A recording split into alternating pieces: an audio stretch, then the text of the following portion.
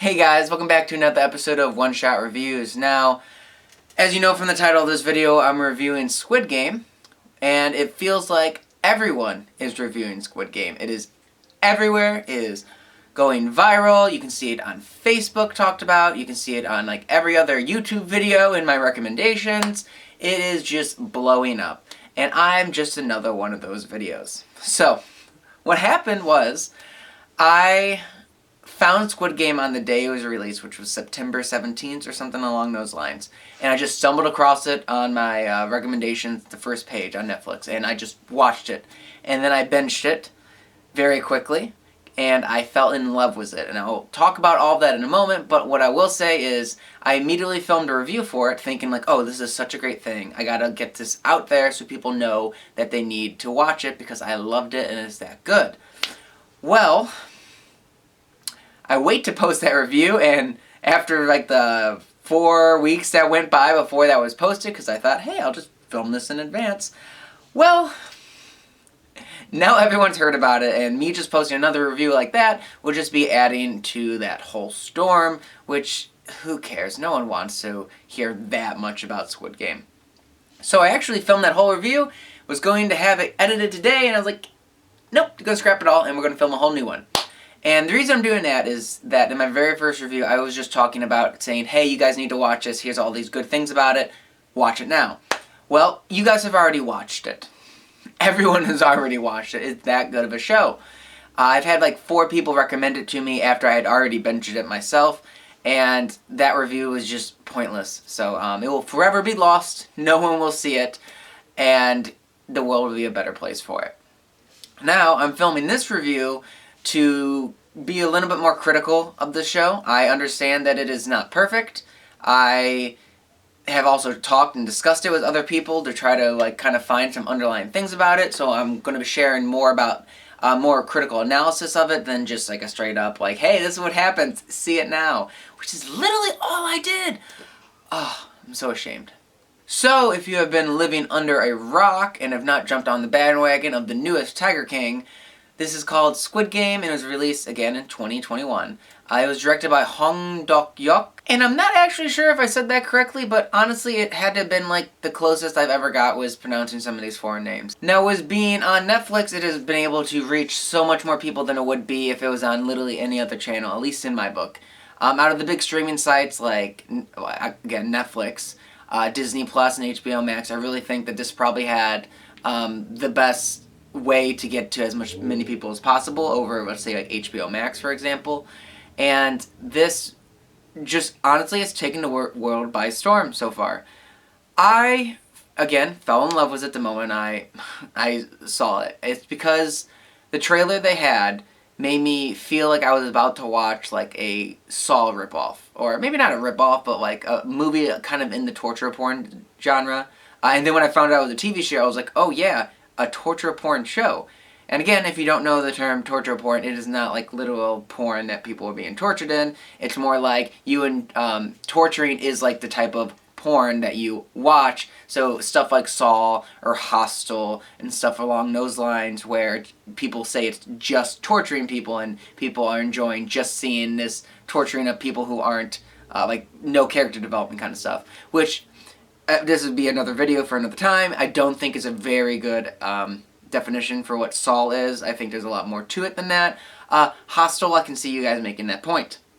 So anyways, I digress. Going back to Squid Game, it was not that at all. Like, yes, there is like graphic violence in it with a lot of people dying. You can definitely see the horror aspect to it, but it is so much more. At its core, Squid Game is not about the games exactly. It's kind of talking about this larger message about how people, like, okay, again, this is South Korean, so it doesn't quite apply to like this American perspective, but I think in essence this American perspective kind of like sums up the world at large. So in America, there's like that American dream that everyone's after, and we are constantly trying to find this, like achieve this American dream. However, people who are financially well off to start this, their journey to this dream have a much better chance. And people who really do not have the finances or like this, all this great stuff at their disposal is much harder. And in South Korea, there's also a huge economic disparity going on.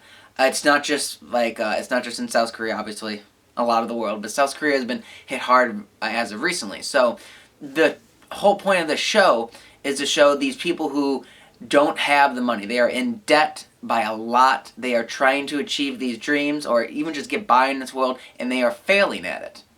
And they are given this chance by taking part in this Squid Game competition. And in these competitions, they think that they're just trying to like beat out other people to win the money. Quickly they find out in the first episode that they are in for more than they bargained for. As everyone who has already seen like the first episode or even just a trailer, all these people who agree to take part in this game thinking like, hey, I can make some money, they play a deadly game of red light, green light. Or pretty much like a South Korean equivalent for it. And if you get caught moving when you're on a red light, you die violently. Very bloody. And really good effects too, I want to say. I don't know how much this is practical or CGI, but they do a great job with it to the point where I can't even tell, which means that they are doing an amazing job at tricking your mind. Along with all of that, they, again, I don't know if I want to go into like every single different game that they play, because there's quite a bit of them. I'll touch upon a few of them, but what really drew me to this series is that it starts off with this long showing backstory of the main character, Gi-hun or Gi-hun or something along those lines. Again, I'm not good with names, and it seems like every video that you watch, people are pronouncing it differently, so I'll throw up a picture so you know who I'm talking about. And also, little tangent to that, great lead actor in this series. I really did feel for him because he's a little bit goofy. You can tell he's not a perfect guy. He is in this situation, this financial situation, because of a lot of his own doing. Because he's just done wrong things, but he also has not been given like this gifts to like try to capitalize on in his life, or also like just starting out at a much more well-off place than some of his other people. Now, with Gi-hun, we're really going to like see his life and just how crappy it is. And you can assume pretty much everyone else that he wakes up with in this room are also living a pretty crappy life.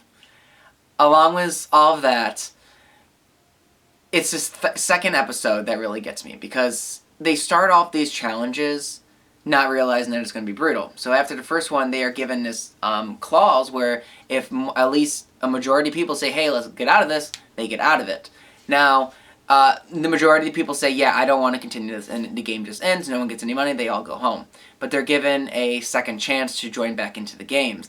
And that is where you really get to see, this, I think this show really kind of like hits hard, is because more than half of the people come back. The majority of people who said they didn't want to and made everyone else leave, they agreed to come back. So I want to say there's only like 20 people who don't, or something along, a really low number along those lines. And that, again, really hits hard because it shows these people who, once they get a reality check of, okay, this is the way things are outside, it shows that all this economic trouble that people are going through, it makes life feel unsafe, unstable, and that you'd rather risk your actual life to have a better life. And that is a really hard-hitting topic. It's not something a Saw movie would ever tackle. Definitely not Hostel.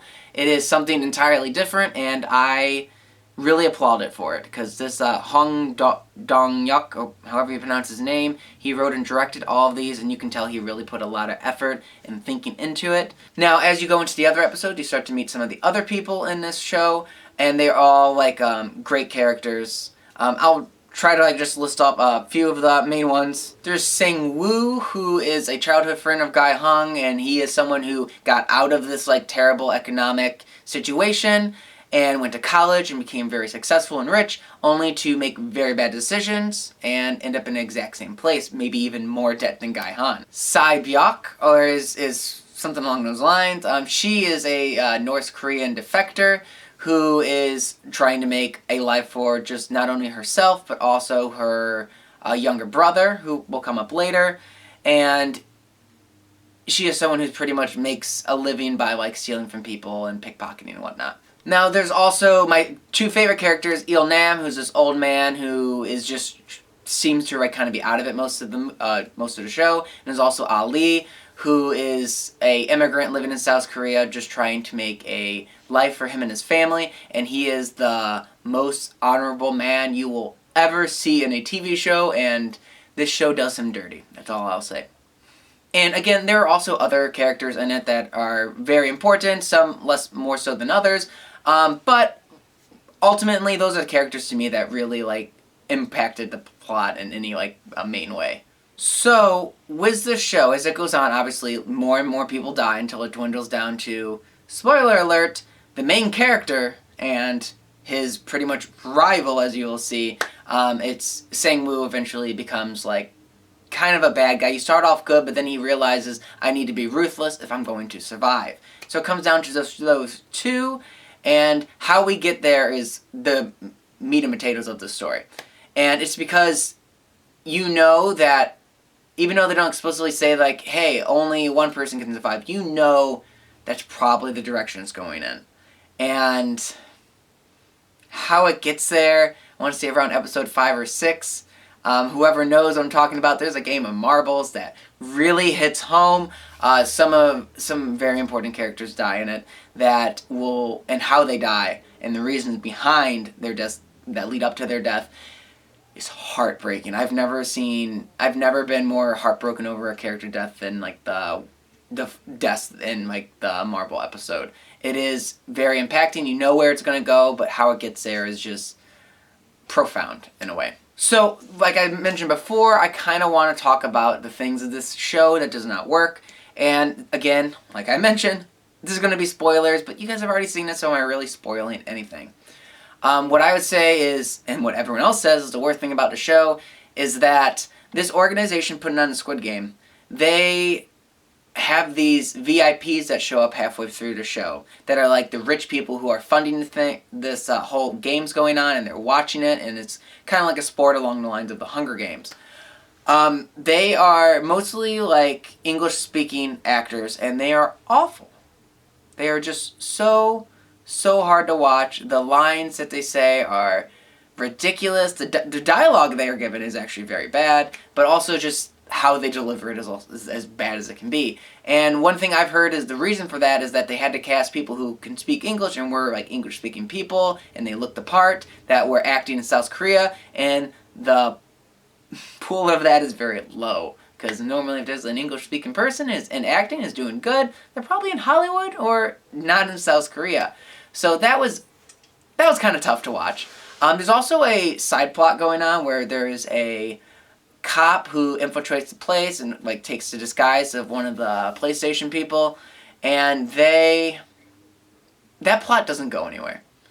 You reveal who the main guy behind everything is, who is this really cool mask, who's called the front man, and there's a connection with the police officer, and then it just ends, and it actually doesn't really intersect with our plot in the main story whatsoever. I like to believe it's kind of setting up a sequel show, which I will get to later. So, also, things that don't quite work with me. Again, effects. Actually, the effects are amazing. There's one time during a tug-of-war game where people are falling down after the tug-of-war and they lose, where the CGI looks kind of bad. Everything else, great. I love it. I love the amount of gore and effects in this, too. It's amazing. What doesn't work quite as well, though, is a lot of the ending. I love the ending to an extent. I like how the final fight between Sang-woo and Gai-han plays out. I think all of that is done great. However, once he gets out, also he finds out his mom is dead, who is one of the reasons he went back into the game to kind of get money for her surgery so she can continue on living. Find that she's just dead on the floor. Heartbreaking. Again, I love all of that heartbreaking stuff. But after that, he finds out that the old man who he inadvertently got killed in the game was actually alive. They faked it all. He was just part of the game to get a thrill of it because he's the one who runs the game, and he is dying from a tumor in his head and just wanted one final thrill because putting these games on wasn't thrilling anymore. And the reason he started the games in the first place is because he kind of got just bored Like, his life was just very boring. He was so rich that it was meaningless. And he put on this show in order to, one, give people a fighting chance, but also just to give his friends, who were like the VIPs, a chance to kind of like enjoy, get past all this too much money boredom that he has. I don't like that they did that at all. None of that works because Il-nam, the old man, was such a heartbreaking character the entire time. You can see his dementia maybe creeping in. Maybe he was just an act. And you just feel sorry for him, and you're surprised that he keeps going. And when he does finally die, you feel it hurts. And in hindsight, finding out he was really alive and they faked it, you don't do that in a movie. You don't fake a character's death like that when it's that heartbreaking. Especially like in a show, because in a movie, they might up that twist like 20 minutes later, like, oh, 20 minutes later, like, oh yeah, no, he didn't die. He has a big reveal, he's a climax, movie's over. In a show, it keeps on going and going, and then it retroactively kind of ruins previous episodes, which you don't want multiple episodes to feel ruined because of this twist. That was kind of hard. And then also, I don't think they needed to quite set up a sequel TV show. The way it kind of plays out is he finds a way to contact the Squid Game again, and even though he has all this money from winning the tournament, he wants to take the Squid Game down. And pretty much it just kind of like by showing like in the final shots, he's probably going to go and try to infiltrate Squid Game and get it known to the public. Which I don't mind. Even if, let's say they do make a season 2, which they probably will. This is making bank for Netflix and is critically acclaimed. If they do make another season, they didn't need like that setup for it, because I really think this works better without another season. So many shows have great first seasons that go downhill. I'm looking at you, heroes, and adding more to a good thing might not be the right direction. Now again, like I mentioned in way back, was the cop plot that didn't really gel well. I really think that might be another angle they're going to go with in the sequel, because maybe, again, spoiler, the front man finds out, the cop finds out that the front man is really his brother, but then the front man shoots him in the shoulder and he falls off a cliff. You never see him die, exactly. He's probably still alive. He's going to continue the story. Maybe in season 2 he will team up with Guy Hun, and both storylines to finally be together. Because that could be the only good thing I could see from a season 2, them like trying to fix this subplot that went nowhere. But ultimately, if it's a good show, don't risk ruining it. But they will. So, what can you do about it? I'm still going to watch it. I'll probably still review it. So that's pretty much my kind of low-key critical review of Squid Game. I think it's a great show, and I do actually recommend everyone to watch it, even if you're not into horror, because it really is something different than that. It's a violent movie. I mean, it's a violent TV show, but there's a lot to it, and I just really want other people to watch it. Now, with that said, I also wanted to point out some other criticism that people given it to it, and I want to kind of address them. First thing up is that there's a lot of people saying this manga series called As the Gods Will is kind of similar to the whole premise of this game, particularly the movie adaptation, which, booyah, went out and bought it. This was released in 2014 based on a manga series that was a little bit older, it was the same name. And what people are saying is that there's a few of the games in Squid Game kind of parallel with the games in this. Now, real quick, plot of this, which I am planning on reviewing, and I will get to, is kind of like a bunch of high school people are put into these really similar things to Squid Game, but just kind of a more like, not extraterrestrial, but more like godly kind of take on the people behind it and all that. There's not like a practical sense that's in Squid Game where nothing's magical, everything makes sense. As the Gods Will, though, has something along the lines of the red light, green light thing, and there's also something along the lines of tug of war. However, I don't know if the tug of war thing is in the movie, which is what people are comparing it to. However, I am reading the manga to get ready for a review of this, hopefully next month, and to really kind of like shine a light and see if it's similar or not. And the manga looks like the movie looks like it kind of verges from the manga, but that's just based off the trailer. We'll see. I could be totally wrong about that, so don't hold me to it. But yes, I'm going to read the manga to it. I'm almost done with the first part, and that's the only part that actually has anything to do with the movie. So once I finish that, I will watch the movie, and then I'll get back to you guys and see how that is. But I am looking forward to it. Man, you guys need to check out the trailer for this. It looks insane. But I really think a lot of what people complaining about it, saying the similarities are, I don't think he read the manga or had any idea for it, because his idea for Squid Game came way before this was even written or created.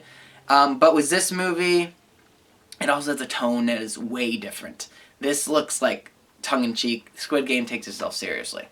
Another thing people are talking about is similar to the Battle Royale novel, manga series, and also movie, which I actually also have the book, and I've been wanting to review this movie. Maybe I will eventually. The book I have not read yet, and it's just been sitting on my nightstand. I don't know when I'll ever get around to it, but this is another thing people are talking about, because it's like people taking place in games similar to the Hunger Games, where they have to kill each other in order to survive. It's also ultra violent, like Squid Game was, but I've seen the movie. I'm assuming the book's similar to the movie. The movie felt nothing like Squid Game. So I really think a lot of these criticisms people are giving him really isn't too fair. But I will be the final judge. The final judge. No one else will have verdict over me about whether or not this movie has any relation to Squid Game, or if it's even a movie that you should see. It's by Takeshi Mike, I don't know how to pronounce his last name, but he's made some great movies that I actually recommend everyone to check out. He has made so many of them. He is like the king of horror in Japan right now. And I am now talking about something entirely unrelated to Squid Game. So how about instead, you guys just end this review now and go watch Squid Game. And if you have already watched Squid Game, I'm sorry that I just made you listen to more stuff about Squid Game, because you're probably tapped out.